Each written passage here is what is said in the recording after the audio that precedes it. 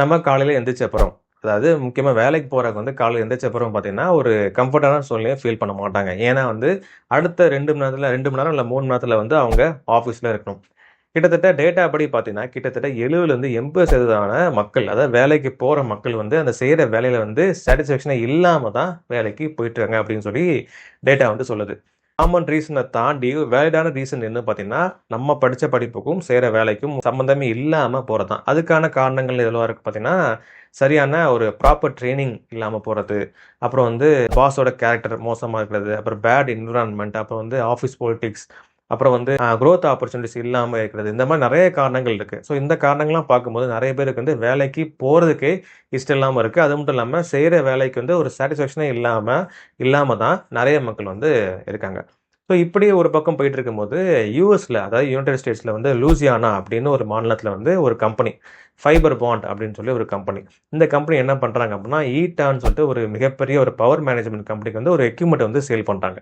எவ்வளோ விலைக்கு சேல் பண்றாங்க அப்படின்னா, கிட்டத்தட்ட $1.7 பில்லியன். அதாவது இந்திய மதிப்படி பார்த்தீங்கன்னா, 16,041 கோடி.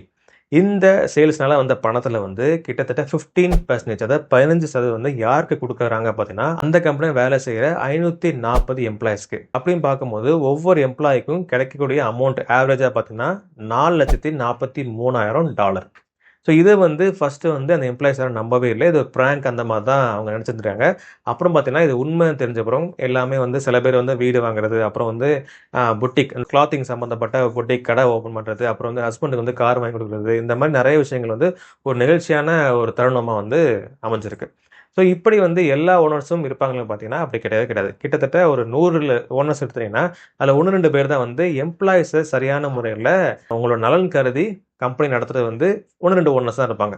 ஸோ முக்காவாசி ஓனர்ஸ் வந்து எப்படி ப்ராஃபிட் எப்படி ஜெனரேட் பண்ணலாம்? அப்புறம் வந்து எந்த ஒரு எம்ப்ளாயீஸோட கன்சர்ன்ஸ் எதுவுமே வந்து மனசுலயும் சரி, மைண்ட்லயும் சரி ஏத்துக்காம, அதுக்கான சொல்யூஷன்ஸ் எல்லாமே எதுவுமே பண்ணாம, ஜஸ்ட் வந்து கம்பெனி மட்டும் ரன் பண்ணணும். நமக்கான ப்ராஃபிட் மட்டும் வந்தா போதும். அப்புறம் வந்து ஓடி சரியா குடுக்காம, இந்த மாரி ஓனர்ஸா வந்து நெறைய பேர் இருக்காங்க. ஸோ கைய வச்சு நம்ம ரட்டன் டாட்டா, அப்புறம் வந்து இந்த மாரி ஓனர்ஸ் எல்லாமே வந்து ஒரு கைய வச்சு எண்ணிறலாம். ஸோ முக்காவாசி ஓனர்ஸ் வந்து எம்ப்ளாயீஸோட கன்சர்ன மதிக்கிறதே கிடையாது. ஸோ அதனால தான் வந்து வேலைக்கு போறதுக்கே சரி, நெறைய பேருக்கு வந்து ஒரு இஷ்டம் இல்லாம போகுது. ஸோ உங்க ஓனர்ஸ் எப்படின்னு சொல்லிட்டு நீங்க கமெண்ட்ல சொல்ல விரும்புனீங்கன்னா, கமெண்ட்ல சொல்லுங்க.